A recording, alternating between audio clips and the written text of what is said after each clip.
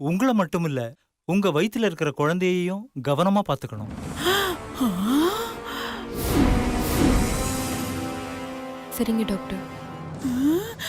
கரு குழந்தையா? முதல்ல இது சுபத்ரா கிட்ட போய் சொல்லி ஆகணும். சுபத்ரா,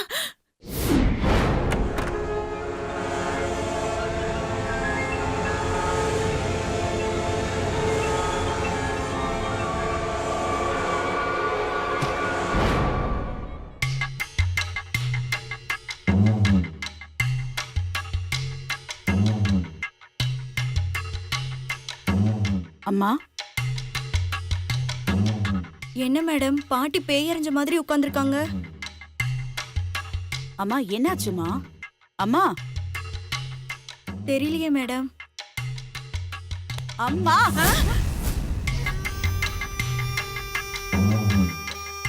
என்னாச்சு? யாராவது உன்னை அடிச்சாங்களா? அட நீ வேறம்மா. அடிச்சா நான் ஏன் இவ்ளோ ஷாக் ஆகுறேன்? அப்ப என்னதான் ஆச்சு? நான் ஷாக் ஆகுற மாதிரி ஒரு ஷாக் நியூஸ் கேட்டம்மா. பாட்டி அதத்தான் என்னன்னு கேக்குறாங்க, சொல்லுங்க. ம், அம்மாடி சுபத்ரா, அந்த சக்தி அந்த சக்தி சக்தி? சக்தி ஐயோ அம்மா, அவ பேரு என்ன மந்திரமா? சும்மா அதையே சொல்லிட்டு இருக்க. என்ன விஷயம்னு சொல்லு. அந்த சக்தி கர்ப்பமா இருக்காமா?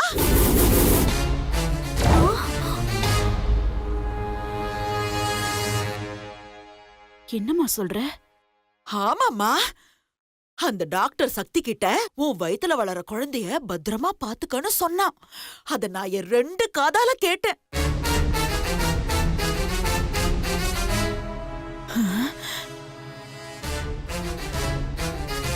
சுபத்ரா, நீ என்ன யோசிக்கிறன்னு நான் சொல்லவா? என்ன? சக்தி கர்ப்பத்துக்கு யார் காரணம்னு தானே யோசிக்கிற? சச்ச, சக்தி நெருப்பு மாதிரி. சிவாவை தவிர அவகிட்ட யாரும் நெருங்க முடியாது.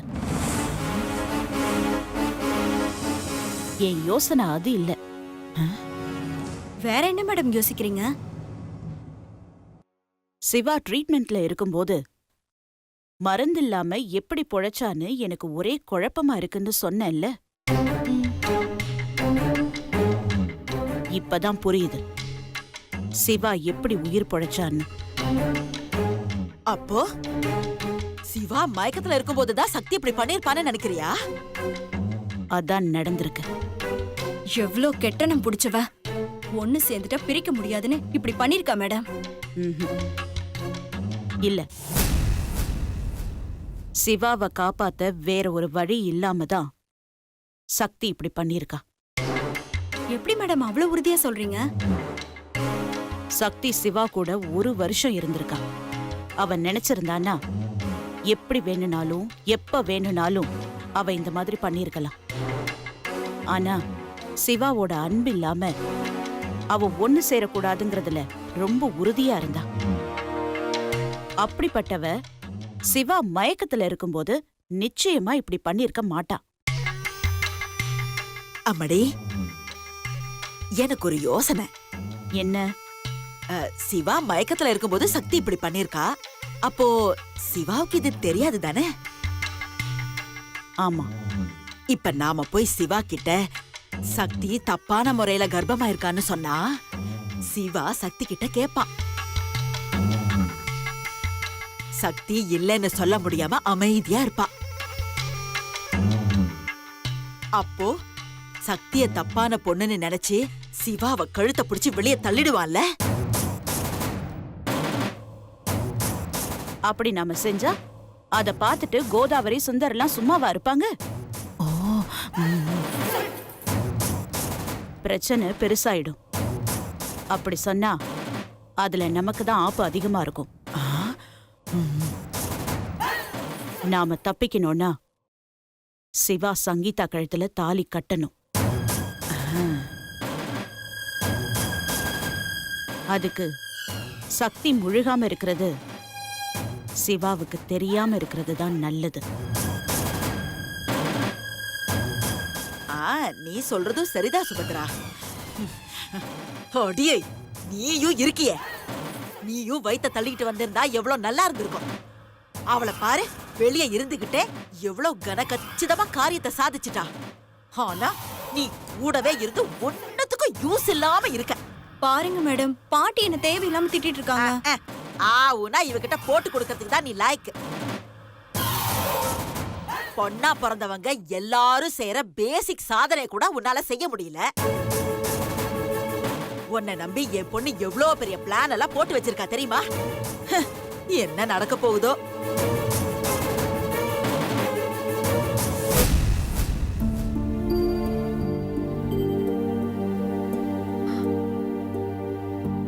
சரிங்க சார், அப்போ நான் கிளம்புறேன். மீரா, டாக்டர் உங்களை நிறைய விட்டமின் ஃபுட்டை சாப்பிட சொல்லியிருக்காரு. ம், நீங்க ரொம்ப அனிமிக்கா இருக்கீங்களா? உடம்ப நல்லா கவனிச்சுக்க சொல்லியிருக்காரு. சரி ஓகே சார், நான் பார்த்துக்கிறேன். நான் இன்னும் முடிக்கல மீரா. அதனால நீங்க இங்கே இருந்து கல்யாண வேலையை பார்த்துக்கிட்டு உடம்பையும் பார்த்துக்கலாம்ல. மாமா, எனக்கும் அதுதான் மாமா ஆசை. ஆனா அதுக்கான நேரம் இது இல்ல மாமா. அது மட்டும் இல்ல, அம்மா நாளைக்கு தாலி எடுக்க போகணும்னு சொன்னாங்க. நீங்களும் கூட வந்தா நல்லா இருக்கும்.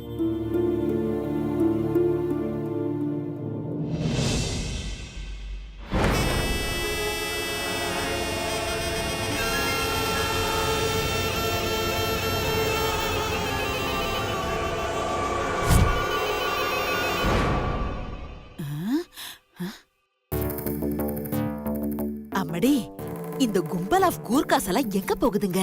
ம், தெரியலையே. வா, நாம போய் பாப்போம். ம்.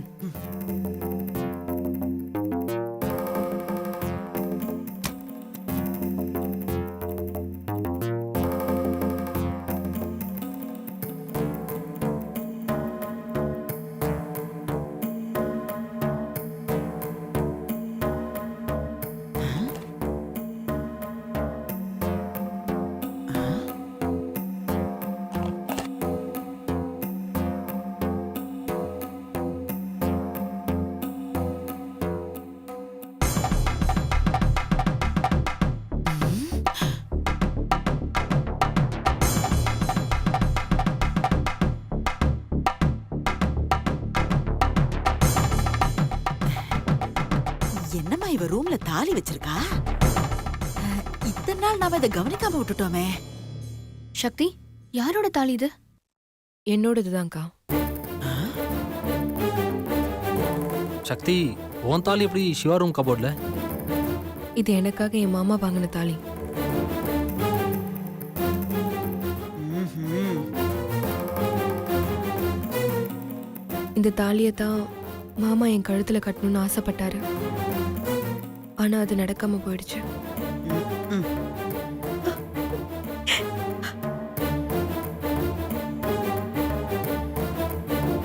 ஆனா இப்ப அது நடக்கும். நடக்க போற கல்யாணத்துல மாமா இந்த தாலியை தான் என் கழுத்துல கட்டணும். ம். அது எப்படி சக்தி முடியும்? முடியும்க்கா. நாளைக்கு நகை வாங்கும்போது மாமா இந்த தாலியை தான் வாங்கணும். பாத்தியா?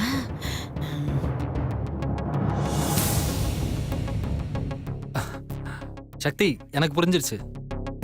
நீ கவலையோட, எல்லாத்தையும் நான் பாத்துக்கிறேன். ம், பாப்ப. சிவா கல்யாணத்துல இந்த தாலி தான் உன் கழுத்துல கட்டுவான். ஓகே? இந்தாங்க சுந்தர், இனிமே இது உங்க பொறுப்பு. பத்திரமா பாத்துக்கோங்க.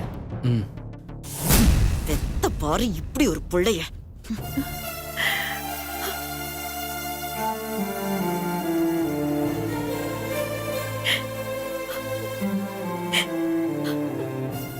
மா, இப்ப எதுக்குமா அழற? ஏண்டி உன் வாழ்க்கையில மட்டும் இத்தனை கஷ்டம்?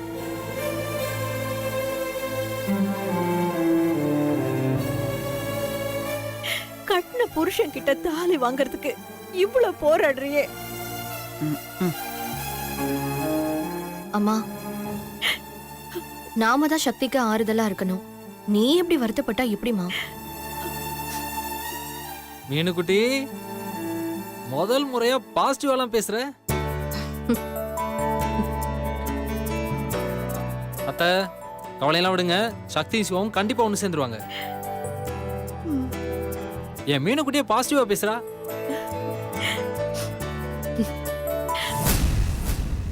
அம்மா, நாளைக்கு அந்த நகை கடையில சிவா இந்த தாலிய வாங்க கூடாது, அவ்வளவுதானே? அதேதான். விடு, பாத்துக்கலாம். எவ்வளவோ பண்ணிட்டோம், இத பண்ண மாட்டோமா? வா. மாமா, நான் உங்களை விட்டு வந்துட்டேன்னு வருத்தப்படாதீங்க மாமா. நான் எங்க இருந்தாலும் என் நினைப்பெல்லாம் உங்க மேலதான் இருக்கும். என் உடம்பு மட்டும்தான் உங்களை பிரிஞ்சு வந்திருக்க. என் மனசை உங்ககிட்டயே தான் மாமா விட்டுட்டு வந்திருக்க. நீங்க எதுக்குமே கவலைப்படாதீங்க மாமா. உங்களுக்கு சீக்கிரம் சரியாயிடும். நீங்க நினைச்ச மாதிரி உங்க லவ் என்கிட்ட சொல்வீங்க. நம்ம 2 பேரும் சேர்ந்து சந்தோஷமா வாழ்வோம்.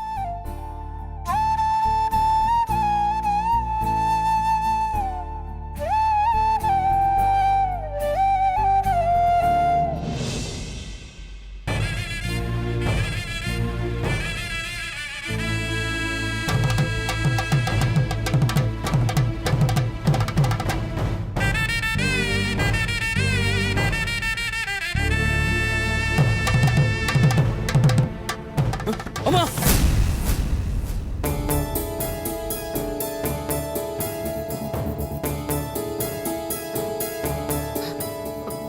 ஏங்க, என்னாச்சு உங்க அண்ணனுக்கு? ஏன் இந்த நேரத்துல இப்படி கத்துறாரு? தெரியல மீனுக்குட்டி. என்னன்னு போய் பாப்போம். அக்கா, சிவா மாமா கத்துற மாதிரி இருந்துச்சு. ஐயோ, அவர்தான். ஏன் சத்தம் போடுறாருன்னு தெரியல. வா போய் பாப்போம்.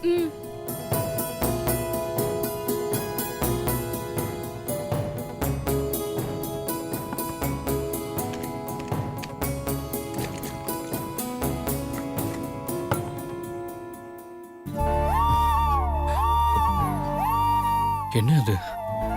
நமக்கு மீராவை பத்தின கனவாவே வருது. அதுவும் மீராக்கு நான் தாலி கட்டுற மாதிரிலாம் வருது. ஐயோ, ஏன் இப்படிலாம் வருது? டேய் நில்லுடா. எதுக்குடா இப்ப அம்மான்னு கத்துன? பாட்டி, உனக்கு தான் காது கேட்காத நினைச்சேன். இப்போ 3 பேருக்கும் போயிடுச்சா?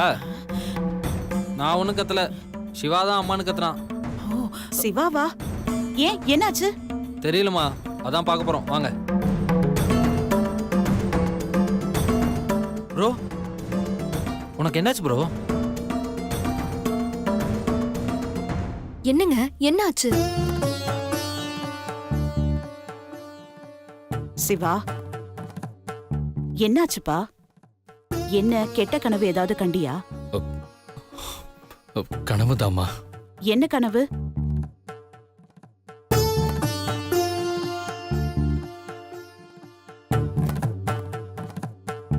என்ன சிவா, என்ன கனவு? ஏண்டா, ஏதாவது பேய் கனவு கண்டியா? ப்ரோ, நம்ம பாட்டி வர மாதிரி கனவு கண்டியா? டேய், இப்ப எதுக்குடா என்ன வம்புக்கு இழுக்கிற? ஆமா, நீ அப்படியே வயசுக்குள்ள பாரு, உன்னை வம்புழுத்து கிண்டல் பண்றதுக்கு. கொஞ்ச நேரம் அமைதியா இருக்கியா? சிவா, நீ சொல்லுப்பா, என்ன கனவு கண்ட? நான் தாலி கட்டுற மாதிரி கனவு கண்டேம்மா.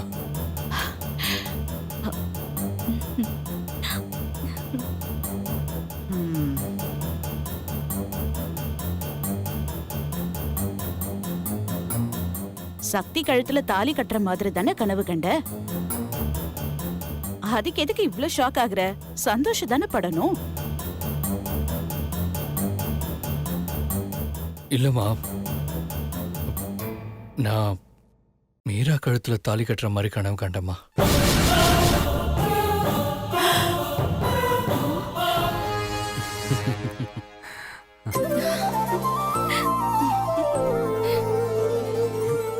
ஏன் எனக்கு இப்படி தோணுதுன்னு தெரியலம்மா. இது சரியா தப்பான்னு கூட எனக்கு தெரியல. அதான் பயத்துல அப்படியே கத்திட்டேம்மா. அது ஒண்ணு இல்லப்பா. கெட்ட கனவு வந்தா பயம் வரதான் செய்யும். நீ கண்டது கெட்ட கனவு. சீக்கிரமே அது கலைஞ்சு போயிடும். நீ கவலைப்படாத. ஆமா சிவா, நீங்க கண்டது கெட்ட கனவுதான். சிவா, நீ மீரா கூட நெருங்கி பழகுறல்ல, அதனால கூட உனக்கு இப்படி கெட்ட கனவு வந்திருக்கலாம். ஆமாண்டா, பேசாம மீராவை விட்டு கொஞ்சம் விலகியே இருடா. அவளை நினைக்காதடா. ம். ப்ரோ இவங்க சொல்ற மாதிரி எதுவும் இல்லை ப்ரோ. சில சமயம் நிஜம் கூட கனவா வரும் ப்ரோ.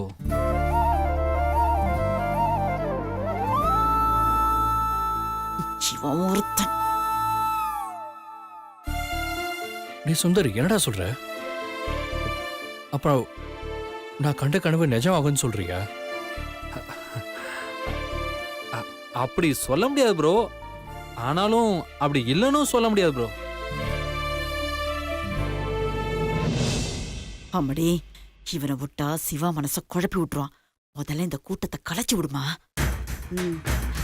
சுந்தர், இது ஒரு சாதாரண கெட்ட கனவு. எதுக்கு இவ்ளோ ஆர்ப்பாட்டம்? சிவா, நீ நிம்மதியா தூங்குப்பா. சில சமயத்துல நமக்கு பாம்பு கடிக்கிற மாதிரி கனவு வரும். உண்மையிலேவா நம்மள பாம்பு கடிச்சிடும்? கனவு வேற நிஜம் வேற, ரெண்டையும் போட்டு நீ குழப்பிக்காம நிம்மதியா தூங்கு. அதான் எல்லாம் சொல்லியாச்சுல்ல. போங்க போங்க, எல்லாரும் போய் தூங்குங்க. டைம் ஆயிடுச்சு. போங்கன்ற. படுத்து தூங்குப்பா. நீ தூங்கு ப்ரோ. ம். நீ எதையும் யோசிக்காம படுத்து தூங்குப்பா.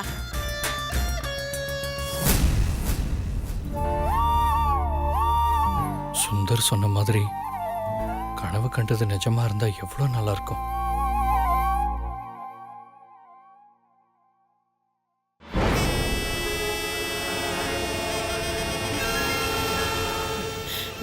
என்னம்மா இந்த சிவா பயலுக்கு இப்படி எல்லாம் கனவு வருது? அம்மாடி, எனக்கு ரொம்ப பயமா இருக்குமா. ஆமா மேடம், எனக்கும் பயமா இருக்கு. நீங்க வெளியில சொல்றீங்க, நான் சொல்லல, அவ்வளவுதான். என்ன மேடம், நீங்களே இப்படி சொன்னா நாங்க என்ன பண்றது? ஏமா, ஒருவேளை அந்த வைத்தியர் பண்ண ட்ரீட்மெண்ட்ல சிவாவுக்கு பழசெல்லாம் ஞாபகம் வந்திருக்குமோ? ஆமா மேடம், சித்த வைத்தியத்தை நம்ம லேசா எடுத்துக்க கூடாது. அதோட பவரே ஜாஸ்தி மேடம். இது வரைக்கும் யாருக்கோ தாலி கட்டுற மாதிரி இருக்குன்னு சொன்னவன் இப்போ மீரா கழுத்துல தாலி கட்டுற மாதிரி இருக்குன்னு சொல்றான். அடுத்து அந்த சக்திக்கு தான் தாலி கட்டினேன்னு சொல்லிட்டா?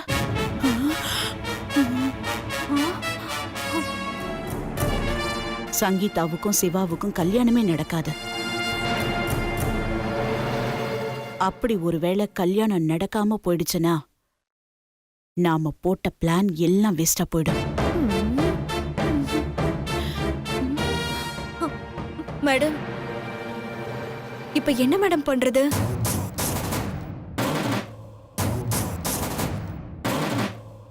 சுபத்ரா, அது மட்டும் இல்லம்மா, இந்த சக்தி வேற சிவா என் கழுத்துல தான் தாலி கட்டுவான்னு சவால் விடுற மாதிரி சொல்லிட்டு போயிருக்காமா. ஏற்கனவே அவங்க கல்யாணத்துக்கு வாங்கின தாலிய சுந்தர் கிட்ட கொடுத்து சிவா கிட்ட கொடுக்கறதுக்கு ஏற்பாடு பண்ணிருக்கா. எனக்கு என்னமோ நடக்கிறதெல்லாம் பார்த்தா சக்தி சொன்ன மாதிரி நடந்துருமோன்னு தோணுதுமா. அம்மா, அம்மானு கூட பார்க்க மாட்டேன், ஏதாவது சொல்லிட போறேன். மேடம், இந்த பாட்டி இப்படிதான் நெகட்டிவாவே பேசிட்டு இருப்பாங்க. நீங்க சொல்லுங்க மேடம், நம்ம அடுத்து என்ன பண்ணலாம்? சிவாவை அப்புறம் பாத்துக்கலாம். முதல்ல சக்தி சுந்தர் கிட்ட கொடுத்த தாலியை எடுக்கணும். அதுதான் நாம இந்த கல்யாணத்தை நடத்த விடாம சக்திக்கு வைக்க போற முதல் ஆப்பா இருக்கணும்.